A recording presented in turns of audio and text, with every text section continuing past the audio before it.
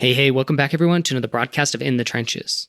I'm your host, Tom Morcus, and today I sit down with Rick Cesari.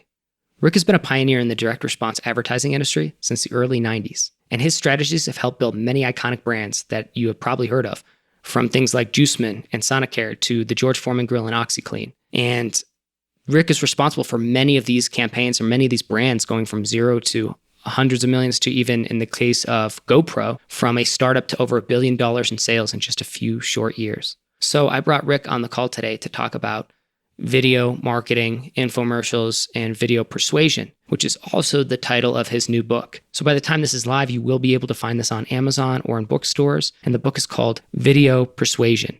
And in today's call, we talk about a few different aspects of video persuasion. We cover a lot of ground in this. We do talk about some of Rick's experience and backstories and anecdotes around the George Foreman Grill and OxiClean and some really fascinating stuff there. So I think even if you're not interested in video production or video marketing or video persuasion, you'll find fascinating just to hear the stories. But secondarily, and I think this is also really important, and we talk about this briefly in the call, we talk about how the video persuasion strategies that Rick is using, these kind of direct response, infomercial style strategies, they do cross-apply to a lot of other mediums and platforms. So social media, email marketing, etc. So even if you're not on the video production front, you're not trying to do video, I think you're going to take away a ton of great stuff from this, including, here's my big highlight for today's call. And I think there's a lot of gold in this interview in this episode, but one thing that I think you should extract and implement right away is make sure to get recorded video testimonials from customers. This is the way the way this came up was, this is how Rick actually begins to produce an infomercial and produce video marketing content, is by interviewing 15 or 20 customers. And what he finds is that, he'll end up with 5 or 10 really great video testimonials from it. And so this is such a great hack to not only learn why your customers are buying from you, what they like about you, what they like about your products, but to actually then get amazing testimonials from them. So it serves two purposes, among others, but that's the gold. I think you really should implement that. So a lot of good stuff in today's interview. I'm going to leave it at that. I hope you enjoy. And if you do, make sure to leave a rating or review on iTunes, Spotify, Google Play, wherever you can find it. Just go to tommorcus.com/iTunes or tommorcus.com/podcast, and you click on one of the links in one of the show notes. And you can also find today's show notes at tommorcus.com/podcast. I'm going to take a breath now. All right, you guys ready to go? Let's do it. Rick, so before we dive into video persuasion, tell us a little bit about how you got started. Let's go back in time a little bit, kind of what led you to what you're doing today. Oh, that's an interesting story, and I'll try to keep it as short and condensed as possible. I actually have a degree in biology, and my plan was I was going to go on and become a dentist with a high school friend of mine. He's a dentist today, and somehow I got sidetracked, and I didn't feel like going on to graduate school. And I ended up going back. My family was living in Daytona Beach, Florida, moved back down. I was kind of a bum for a year, a bartender and a lifeguard. And but I started reading a lot of books about how people were making money, motivational books. And back then, it's still true today, a lot of people were making money in real estate. So I started going to seminars, and I went to one seminar, went out and did what they told me, and actually flipped a house in 2 weeks. Back then, we called it buying distressed property. And I was so grateful. I called up a Florida business magazine and said, hey, you have to check this out. And they wrote a story on the guy, and that publicity helped his seminar business. And so he asked me to come work for him. And so before I knew it, I was in marketing. And just to give your listeners a gauge of how long ago that was, we were still promoting these real estate seminars with newspaper ads. But very quickly, I started getting into television direct response, because some of the real estate guys were the first ones to use that. And I used that same marketing model then. I have always had a passion for health, and I started a company in 1989 called Trillium Health Products, and we created the Juice Man and Bread Man brands and made those popular through television infomercials. And that company, we were at the right product at the right time with the right message, and that company grew to 75 million in sales in a little under 4 years. And we sold that to a company in Chicago called Sultan Housewares. When I say we, it was my brother and I. And I took some time off, and then I had people start. And Rick, if you don't mind, I have a quick question on that one, because Sure. I did think this is so fascinating, and I definitely want to go through the whole story, but I want to make sure I don't forget this. So that was with Trillium Health Products. You guys, that was about you spent about 2 years on that, and then you sold it in about 2 years? About three and a half years, 89. Yeah, a little bit, really close to 4 years, 3.5, 4 years at the most.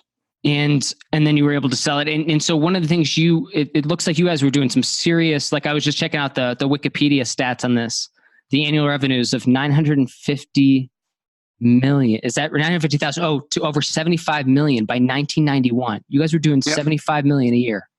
Yep. That's wild. Yep. Okay. Yeah, just wanted to put that in context.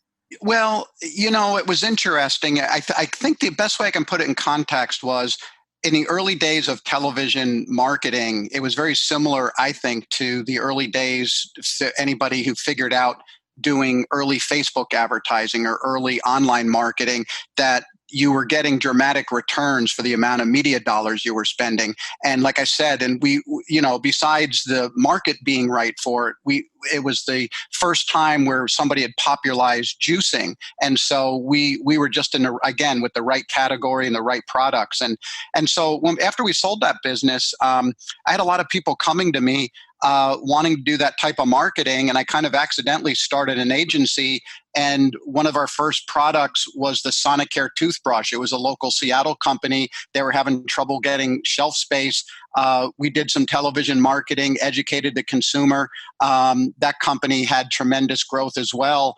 And then the company that bought our juicer business, Salton, they came back to me and they had a product which at the time was a slanted grill. It was a fajita maker, and we could talk about this story a little later. That turned into the George Foreman Grill, which was one of the most successful infomercial products of all time. And then I made Billy Mays's, the OxiClean. I made OxiClean's first 10 infomercials. So we helped launch OxiClean, all sorts of products, Rug Doctor, Clarisonic. And then more recently, for your listeners, we did all the television marketing for the GoPro cameras. And, they grew from zero to $1 billion in sales in 8 years through the combination of television, but a lot of good online marketing. So that's kind of in a nutshell, some of the highlights, but I've really been doing direct-to-consumer marketing using video for the last 25 years. And that's kind of why I wrote my book, Video Persuasion, was kind of to share all the lessons I've learned about how people respond to video and how you get them to respond. So, yeah. And as of the recording of this, it's not live yet. When this podcast is out and people are able to listen to it and download it, it will be out. So I'm gonna be picking it up myself. I'm gonna encourage other people to pick it up too.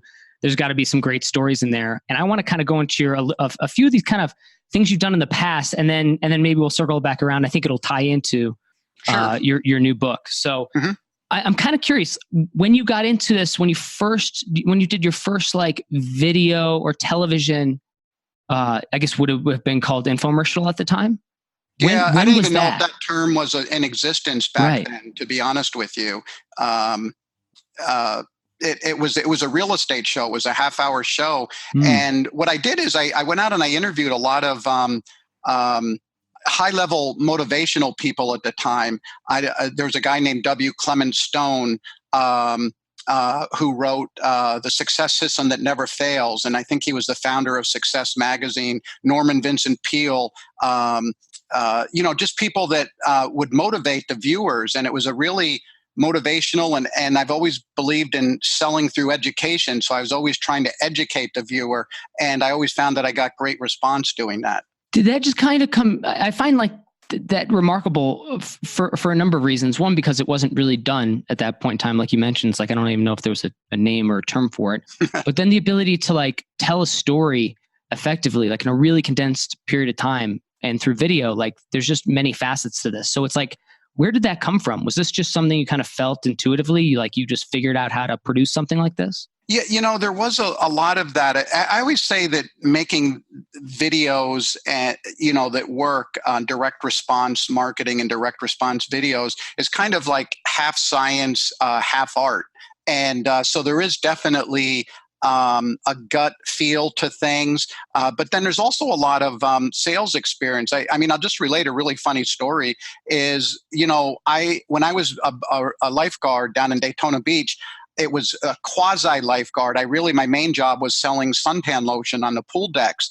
And I had to learn to do one-on-one sales because it was commission only. And if I didn't sell any product, I wouldn't eat. So you really learn, sales techniques and how to effectively sell. And I think one of the things I was able to do really effectively was translate that in-person sales into video and use those same techniques that would work one-on-one. And if you think about it, some of the great pitchmen, like I mentioned Billy Mays earlier, his background was in pitching at fairs and pitching products, and he got really good.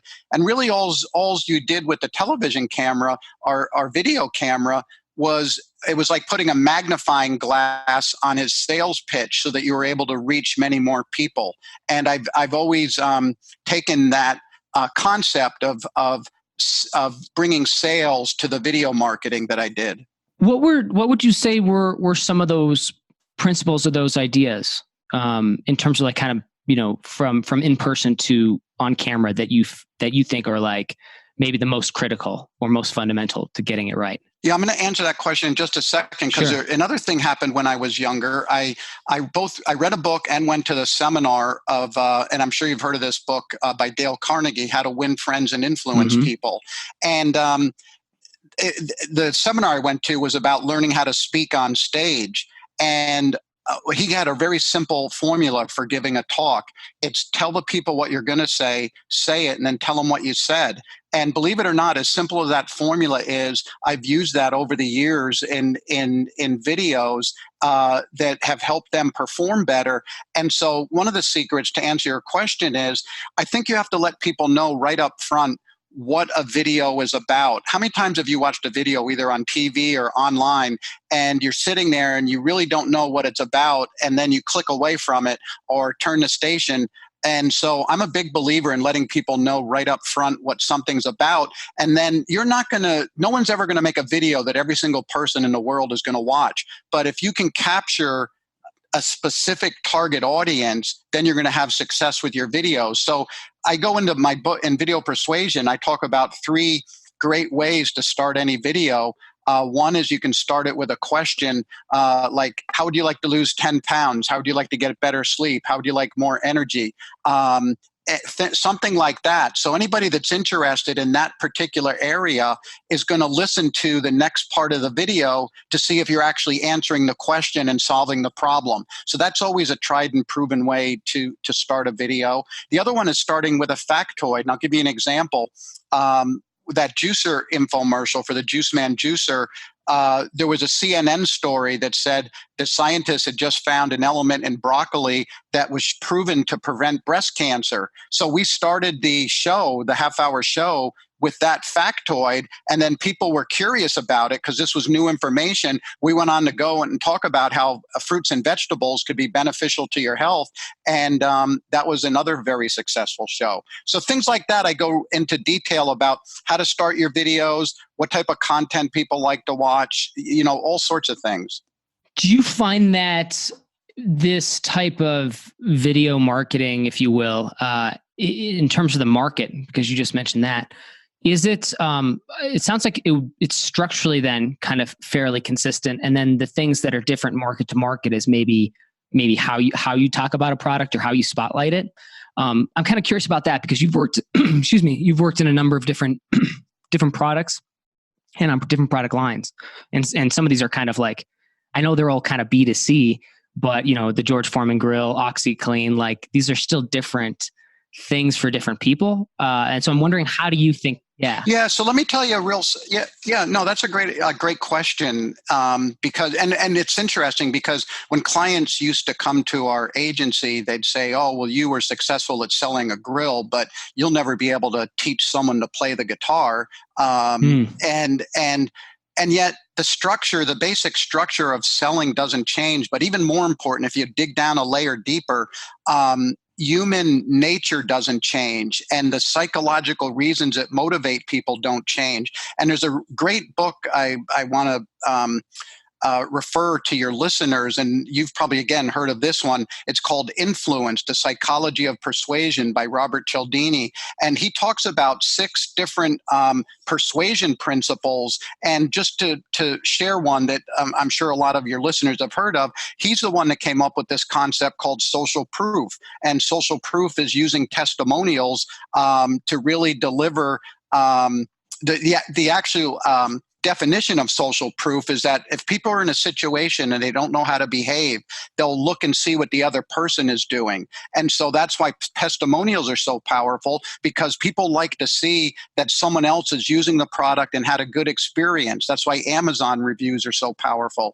I like to use the analogy that if you're driving your car and there's two left turn lanes, and how many times have you done that? And there might be 15 cars in one lane and only one in the other. And that's because psychologically people say, well, everyone's getting in this lane. That must be what I need to do, instead of going to the shorter lane. And so it's a really powerful principle that really works. And so I go in my video persuasion book, I talk about those 6 principles and how you can use them in your videos to make them work better. It's fascinating. Yeah, this is so I find it like really fascinating kind of digging into this, because one of the things too is with I guess with video and with infomercials is you do have a certain period of time. Do you think that these topics, like, or the techniques, some of the techniques you're talking about, the strategies, some of the fundamentals, it seems like I kind of picture them applying to things like email marketing, obviously direct response marketing. And I'm almost wondering about like how they might work in the context of like paid traffic or email marketing and things like that, right? In different ways. Do you think they translate into those other areas? Oh, they absolutely translate. And again, the direct response principles, I didn't invent these things. People were using them back when they were selling through catalogs, like the Sears catalog. Then there was direct mail, and they used these same copywriting techniques, the rule of scarcity, that type of thing. After direct mail, there was radio. Then there was television. Now there's online marketing. So if you understand the foundational concepts, all these other things which you were talking about, whether it's Facebook, Amazon, whatever, those are delivery platforms. And if you know how to market to people and get them to respond, whichever channel that you're using will absolutely work. But I'll give you a great example. Amazon, I work with a lot of large Amazon sellers. And if you look at most Amazon listings, they're just plain product pictures. So we stole something from the video marketing, where we started putting up infographics on each of the pictures, calling out the benefits. And right away, we increased conversions by as much as 20% on the same listing, just by adding those infographics, which is something we used to do on television infomercials. And any other thing on Amazon listings, if you add video to your Amazon listings, your conversions will increase another 20 to 40%, because people just respond to video much better. So the concepts are tried and proven. They've worked for decades, and really it's the delivery platforms that have changed. And if you know how to use the principles, you can adapt them to any platform. Yeah, that makes sense. And so I guess I do feel like a big part of this, when you say that, when you know those principles and you understand the marketing aspect of it and the sales piece, I do feel like storytelling is a big part of this. Yes. I don't know if it's like the most important part, but it's a substantial piece of this. It's like, how do you tell a story? Like even those little hooks you talked about at the beginning that I thought were really useful, like ask a question, or lead with a factoid. These are things that I've been thinking about and trying to improve in my own, email marketing and my own, sales page copy, things like that, is how, in different contexts, of course. It's like for email marketing, it's how do I get somebody to open the email and keep reading? Is it, and can I captivate them, hook them, make them, interested and entertained, so they keep reading and they follow the call to action link, or, they buy the thing or whatever it is. Mm-hmm. So I've been trying to figure out like what are like kind of these structural hooks, and things like that can make writing and just the production of these things easier. So with your book, again, I don't have it in front of me, which is kind of a bummer, but do you provide a framework and something that people can kind of like follow along to plug this in? Oh, absolutely. Yeah. I talk about, I spend a lot of time talking about direct response concepts. And at the end of each chapter in the video persuasion book, I interview, quote unquote, an expert who's out in the marketplace using video successfully in their businesses. One's a big Amazon, a couple of them are big Amazon sellers. One's a children's toy called Cozy Phones. The other one provides computer peripherals. But to answer your question about the copywriting, at the end of chapters 4 and 5, I interviewed two of the country's top copywriters and asked them exactly the questions you're asking me. How do you take what you're doing and how does that apply to video? And then what are some secrets that you can share? And I feel like the interviews at the end of each chapter are just as informative, if not more so, than a lot of the content I have in the book, just because these are people that are out there in the marketplace using these techniques every day to create more sales, whether they're in e-commerce, Amazon, or doing emailing. Yeah. And so you had mentioned something earlier, you would kind of briefly in passing was kind of the story of the George Foreman Grill. So I want to kind of go back to that briefly before I dive into some more of the tactical stuff here, just because I don't want to forget about it. But tell me a little bit about that. How did that kind of come to fruition? Well, that was fun. I mentioned Sultan Housewares was the company that bought our business. They were based in Chicago. And one of the reasons they bought our business was twofold. And you see this happening today with brands that do a good job of marketing. They bought us because of the product line and the brands we built, but they also bought us so that they could basically buy the marketing expertise. And I'll give you an example, like Procter & Gamble bought Native deodorant, or because they were really good online marketers in addition to building that brand. So anyway, they bought our company, and so they came back to us with two products. One was a homemade bagel maker, and the other one was a slanted grill that they were trying to market called the Fajita Express.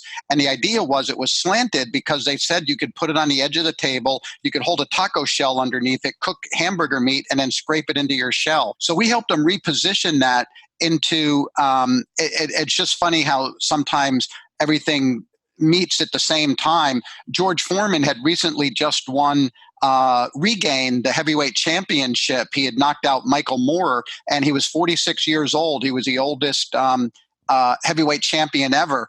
And if you read newspaper stories at the time, he was really a lot overweight compared to his younger days, and he had talked about eating a lot of hamburgers and things like that. And so his agent was looking for a product to endorse, so we thought it would be a good connection, and we got him up and turned the fajita maker into the lean, mean, fat-reducing grilling machine. And we took the slanted concept and used that as a way of draining fat and grease away from the food, so you could cook your food in a healthier way and faster time frame. And the product just took off after that. George is a great spokesperson. And just to kind of bring the whole story 360, about a month ago, I got a call from his agent, and they said that there was a product out in the marketplace called Real-Time Pain Relief, and George was going to be doing a deal with them. And would I be interested in helping with the television marketing? And I said, sure. And so 2 weeks ago down in LA, we shot a commercial with George that's going to be out mid-October. So if you see George on TV, that's another commercial that I did with him. So when you engage in something like that, I think that's really fascinating. And kind of zooming in on that, it's like, okay, so you have this new product. When you scope something like that out, what do you do to get the lay of the land to say, okay, this is what the product is? Like, what's the critical piece of information you need before you say before you write the script for what, say, the infomercial will be? Yeah, that's a great question. I've always had the George Foreman Grill is a little bit of an exception. I've always had my most success with products that are already in the marketplace and doing a little bit of sales. Mm-hmm. And so what I do is I reach out to the database and I line up 15 or 20 people, and I sit them down in one location. I book them every 30 minutes, every 45 minutes. And I basically ask them, I interview them, what do you like about the product? What do you don't like? Why do you buy it? Is this for you or for someone else in your family? And at the end of that time, you automatically start to see trends about what people like, what they don't like, why they bought the product. And at the same time, I'm filming these people. So I'm killing two birds with one stone. I'm getting better information than any focus group, because these are real customers that have actually purchased the product. And then I'm creating testimonials that I can use. If you talk to 15 or 20 people, I guarantee you'll get 6 to 8 really powerful testimonials. And so I always do that as the first step, and that helps guide me and creating the marketing message. But then I also have great testimonials to use in whatever marketing vehicle that I'm going to be using. Just quick pause on that, because I find that just brilliant. I mean, it sounds so simple once you put it in context, where I'm like, that's almost so obvious. Like every company should be doing that. And yet I wonder how many actually do. Very, very few. You'd be surprised. And I like to stand up on a soapbox and say, you need to talk to your customers. That's the best source of information that you can have. And so you hit the nail on the head. Not that many people are doing it. And for me, it's been one of the secrets of success with all these products we talked about, is just burrowing down and finding out how the customer feels about it, and then being able to translate that into marketing materials. I'm going to zoom in on this real quick from a practical Sure. like angle on this one, because I'm thinking to myself, well, I want to do this, but my customers are all over the world, and they're, buying digital products. And so I'm not going to be able to get them into a room. We're not that, we don't have a big enough footprint to do that. And I'm not in a major city, but I'm thinking to myself, well, I like the idea of maybe I can do video calls, and yes, for sure I could line those up 10, 20, no problem. I'm curious, what would you do to, make sure you're getting like the right customers in there to get the right feedback? And then I guess the second question, it's kind of a 2-part question, is when you're doing that, you said you're going to get like some positive feedback that'll turn into like kind of great testimonials and things like that. Are those the testimonials that you would then use for the production of an infomercial, or would you like make a note and then come back and reshoot something? Absolutely. No, these are the authentic testimonials that we use in the marketing vehicle. But I'll give you an example. In my book, Video Persuasion, it answers the question you ask. I have a series of emails that it's a series of 5 emails that you can send out to your database to get people to respond and be testimonials. The other thing that people are afraid of, and the reason, I don't know what companies or people are afraid of, but I've always found that if you just ask people, they're more than happy, if they like your product or service, to give you a great testimonial. And the problem is most people don't ask, and then the customers don't really volunteer. But if you take that first step and you have a database because you email to people, send out these emails, and basically they're structured to get a response from the people and give a testimonial. But let me address the fact if people are spread out all over. So what we'll do, if there's enough customers, we go by geographic location or zip code, and we might go, say, Houston, Texas. We get as many customers in the Houston area, and the numbers work. We can fill up a house, and we'll rent a house. We'll do for rent by owner on a house, bring a video crew in, and we just tell everybody to show up. We schedule them that way. But if you can't do that, right now, Tom, you and I are on a Zoom call. Zoom has a video aspect to it. You could basically interview people over Zoom, record it like we're recording this, get a transcript made, and if you were basically weren't doing video but just basically wanted to get great sound bites, interview the people, get the transcript made. You could get transcripts made very easily at rev.com, rev.com. It's very inexpensive. You go through the transcripts, pull out the best sound bites, see if the person would send you a photo, and you have the next best thing to video, which would be a photo and a testimonial. But video is always going to work better than just a written testimonial. And I guess this is the thing, just to clarify this piece, because there's I think there's a couple pieces of gold here. One is I love that idea. Just, a reminder, everybody listening, get more testimonials. Do it. Make it like a part of what you do. Like you should be doing it. It's more of a reminder to myself. To me, it's the most powerful marketing tool in my arsenal. So go ahead. Yeah. And then the second piece, though, was kind of interesting on the kind of like the market research piece, and how you might start to write a story or something like that, or start to produce like something like an infomercial or something like that. And it's by starting with the customer. Why did you buy it? Because they'll tell you everything. I think from that, you'll be able to extract the fears and the desires. You can go through that. So I'm kind of curious on that front. If I'm doing it as a market research piece as well, like maybe to better understand the customer, improve my marketing as I go, the side benefit of also getting testimonials. Like I like the idea of definitely reaching out, getting good testimonials, but I also like the market research piece of this. So I'm curious how you might break that up. Do you see what I'm asking? Like, I think the first piece is like, how do you figure out exactly what the market is for a product before you create the infomercial? And you were having these conversations with these customers. So when you bring them in, what is like the script you go through, or what are some of the main questions you might ask somebody like that might elicit what you need to then craft that story? Yeah, that's a kind of a broad question, but Yeah. and every product's different, but so let's just pick one, like Sure. Sonicare toothbrush. First of all, I try to just be very conversational, especially if someone's sitting in front of a video camera. Sometimes they have a reaction, they're like a deer in the headlights. So you try to make the people as comfortable and calm as possible. We're talking, hey, thanks for doing this, coming in. Just tell me your name, what you do. What made you decide to buy the Sonicare toothbrush? And then I always tell people ahead of time, they're never going to hear my voice in the interview. So you need to include my question in your answer. So if I say, do you like the Sonicare toothbrush? You don't just say yes or no. You say, I like the Sonicare toothbrush because, and that helps you get an entire soundbite from the people.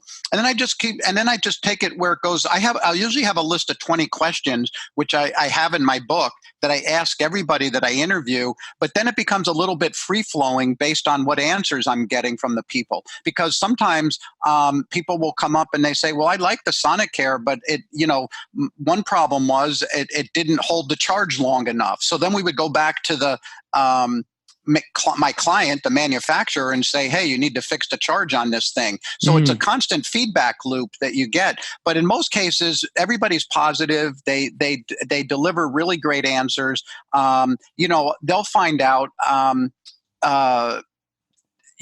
we came up with something interesting, that people had been using the Sonicare toothbrush, had gone back to their dentist, and so I asked them, I go, well, when you went back to your dentist, were your teeth in better shape? And so about more than half the people said they got better dental checkups. So now we were able to take that information and put it into the offer that if you buy a Sonicare toothbrush and you don't get a better dental checkup, we'll refund your money. And we were safe to say that because we knew that based on talking to the customers, that was something that had happened for them. I love it. And it's almost like, it also like from that you're extracting, like, I forget who wrote about this, but one of those ideas like that big, bold promise or something like that. Oh yeah. Or, and it's like the big guarantee, the big, this is. Yeah. And I literally, this is what enables me to go in. You asked earlier about different products and different categories. I don't bring necessarily any special expertise or genius to the table. I'm basically good at going and getting the information from people and then taking that information and then crafting it into a marketing message. Yeah, but that's a certain level of genius, right? I mean, that's like the, that's the storytelling genius. And I mean that like not as, but like, I think there is a certain genius to it, because it's like when I see it done right, it's like watching a great boxer, since we're talking about George Foreman, and it's like when you watch a really great boxer, like there's a lot of good boxers, a lot of great professionals and stuff like that. But then somebody who's like extremely good, and you just like, there's nothing special that they're doing. They just do it all so well. And I feel like storytelling is like that a little bit. And let's talk about storytelling for a second, because you brought that up many times. And when I talk to anybody that has an e-commerce site, I tell them, depending on the product or service they're marketing, one of the things they need is kind of an origin story. Why did you start this business? Why are you doing it?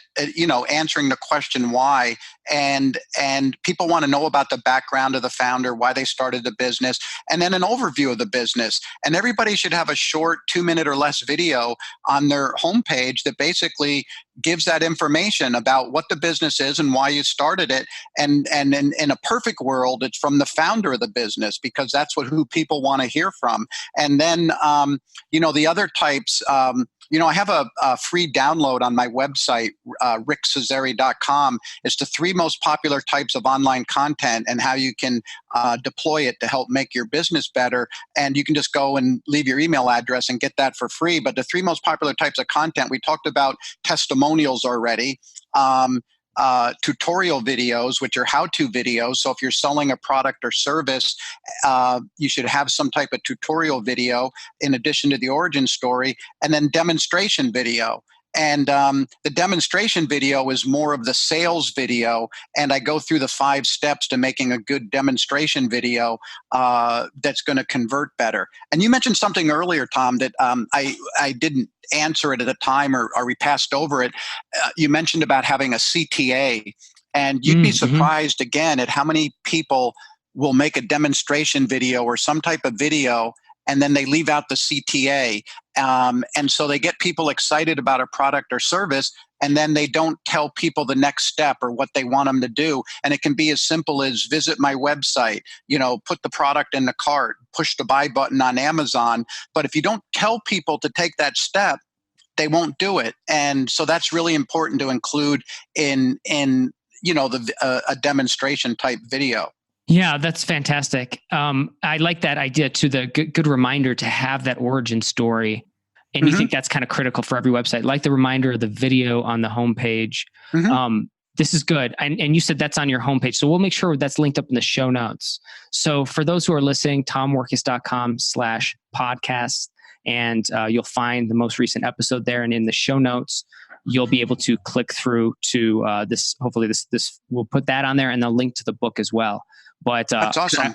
I want to download that and kind of go through it myself now, because right now is kind of the time where I'm looking at like, how do we improve, videos that we're doing? And right now they're really lame and low budget, but like they're better than nothing. But I'm like, now I want to kind of take that next level of video marketing. So this is perfect timing. So this has been really fascinating. I'm curious, Rick, before I let you go here, is there anything else that you think is kind of critical to this? Because I know we covered a lot of topics, went kind of back and forth on a bunch of things too. Anything that I missed here that you think for anybody who wants to incorporate kind of the tools of the trade that you teach in video persuasion, that they should be thinking about when it comes to marketing or sales or even video sales? Yeah, just a couple points, because we never really talked about how much video is becoming part of society. It's almost like every second, 17,000 hours of new video be produced. And video, people just, unfortunately, because I love to read, but people don't like to read anymore. They like to get their information via video. And so if you aren't using video, you need to start using it and start deploying it if you're in any type of marketing. And then just the second part of that is really, we didn't talk about, and I don't spend a lot of time there about creating good video from a technical standpoint. The difference between today and 10 years ago, you had to spend tens of thousands of dollars to hire a crew with expensive cameras, expensive lighting, and it was hard to produce video. Now we all have iPhones or Android phones in our hand that have amazing cameras. And I tell people in the book that the secret to creating good video with your phones is really just to have a simple lighting and a simple microphone, and you can get both of those for under $100 on Amazon. And I talk about a couple different kinds. And then there's also the technology of different platforms out there that allows you to create video, Content Samurai, Lumen 5. There's just, I go over 10 different ones in the book where you can just go online and use these apps, and you'll enable to create really nice videos. They make it really easy for you. So technology's really come a long way and helpful in the video production part of it. Yeah, and I am excited to explore this more. And that's a great point, because when I look at this and kind of what's happening in the video space, not only the proliferation of it, but it's almost like it's different, but it's got some similarities to like almost like when Amazon came on the scene and expanded like ebook distribution and made that kind of more commonplace. And then what happened alongside that was all these different ways of like producing books on the cheap. So now all of a sudden the big publishers aren't the only ones who can produce this, but there's these apps, software, and things like that. Lots of little tools, lots of people who are in the ecosystem now, and bring the level of experience you need down to almost like no barrier to entry, almost on video too. Like there's still a barrier to entry, but it's lower. Getting lower and lower. Yeah. Let me leave you one more fact, because you've mentioned email quite a bit. And I have these facts in my book. This is from HubSpot. Using video in an email leads to 200 to 300% increase in click-through rates. So think about if you're using email in your marketing now without a video, and you put a video in there, how that can impact your business. And, using video on a landing page can increase conversion rates by as much as 80%. So these are not my statistics. These are from the big marketing platforms and things like that, but really just underlying how important video is and how much more impactful to the end user it is when you start using video. That's awesome. Well, that should be a wake-up call to everybody listening. Get on it. I'm going to be exploring it more, so maybe we'll have more conversations like this in the future, and maybe I'll be doing some more writing and production around it. But I think it's fascinating, and this has been just a fantastic conversation, Rick. I really appreciate your time and sharing your insights and advice, and just all this wisdom. I mean, there are seriously some great gold in here that I hope people can extract and take with them and apply. So thank you so much for your time and for being on In the Trenches. Hey, thank you for having me as a guest. I really appreciated speaking with you. Awesome, Rick. And I'm going to do one last shout out again. Check out Rick's book. And this will be available on Amazon, right? Yeah. Oh, absolutely. Video Persuasion. It's being released October 15th. And I urge everybody to go out and buy it. It'll help improve your business. Yep. It's a no-brainer. So thank you, Rick, so much. All right. Thank you. Bye now. And that wraps up another broadcast of In the Trenches. If you enjoyed today's episode, please leave a rating review. Just go to tommorkes.com/iTunes, and that'll take you to iTunes, where you can leave a 5-star rating review. And that really helps spread the word about this podcast. And finally, if you need help growing your online business or generating new traffic, leads, and sales at a profit, reach out to me at tom@tommorkes.com, or head over to the website tommorkes.com and sign up for the free newsletter.